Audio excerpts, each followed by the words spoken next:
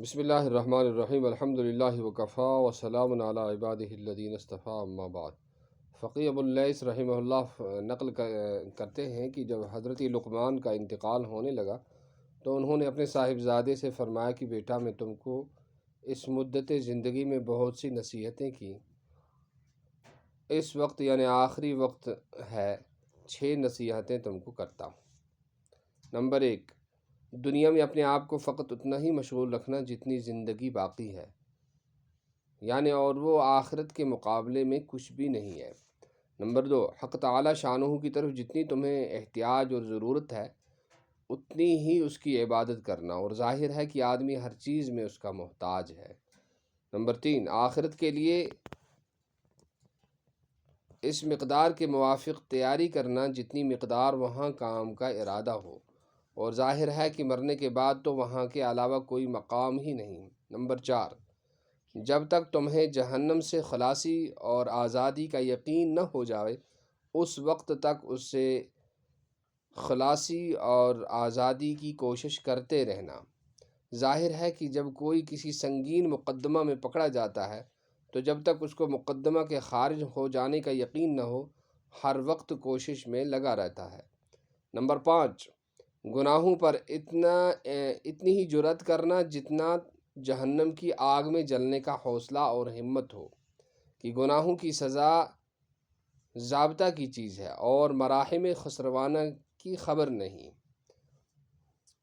Number 6، جب کوئی گناہ کرنا چاہو تو ایسی جگہ تلاش کر لینا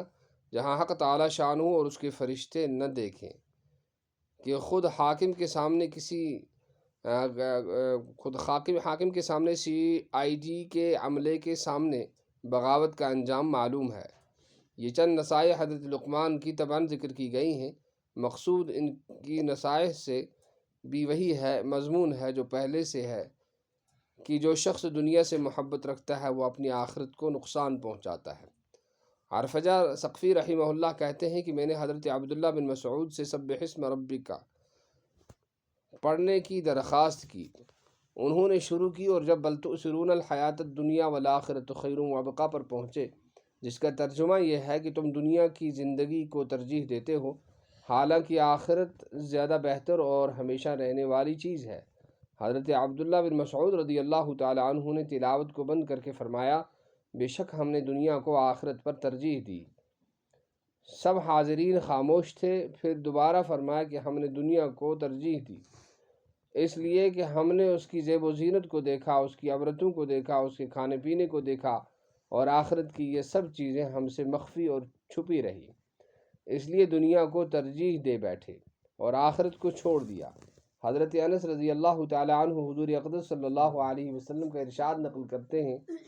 کہ لا الہ الا اللہ کا کلمہ اللہ کی ناراضی سے بندوں کو محفوظ رکھتا ہے، جب تک کہ دنیا کی تجارت کو آخرت کی تجارت پر ترجیح نہ دے، اور جب دنیا کی تجارت کو آخرت کی تجارت پر ترجیح دینے لگے پھر لا الہ الا اللہ کہیں تو وہ کلمہ ان پر یہ کہہ کر لوٹا دیا جاتا ہے کہ تم جھوٹ بول رہے ہو، یعنی تمہارا اقرار جھوٹا ہے، محض زبانی جمع خرچ ہے۔ ایک حدیث میں حضور صلی اللہ علیہ وسلم کا ارشاد ہے کہ جو شخص لا الہ الا اللہ وحدہ لا شریک لہ کی گواہی کے ساتھ اللہ جل شانہ سے ملتا ہے وہ سیدھا جنت میں داخل ہوتا ہے، جب تک کہ اس کے ساتھ دوسری چیز کو خلط نہ کرے۔ 3 مرتبہ حضور صلی اللہ علیہ وسلم نے اپنا یہ ارشاد فرمایا۔ مجمع میں سے ایک شخص نے عرض کیا، میرے ماں باپ آپ پر قربان،